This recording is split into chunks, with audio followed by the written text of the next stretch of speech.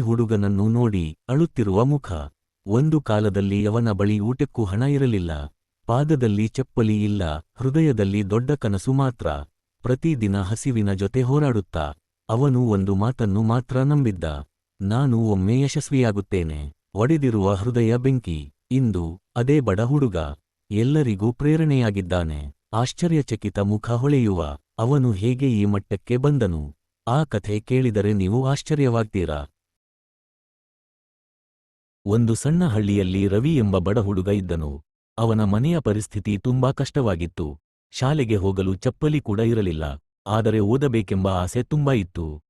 ಪ್ರತಿದಿನ ಅವನು ಪುಸ್ತಕಗಳನ್ನು ಕೈಯಲ್ಲಿ ಹಿಡಿದು ದೂರದ ಶಾಲೆಗೆ ನಡೆದು ಹೋಗುತ್ತಿದ್ದ. ಕೆಲವೊಮ್ಮೆ ಊಟ ಇಲ್ಲದೆ ಹಸಿವಿನಿಂದಲೇ ಕ್ಲಾಸಿನಲ್ಲಿ ಕೂತಿದ್ದ.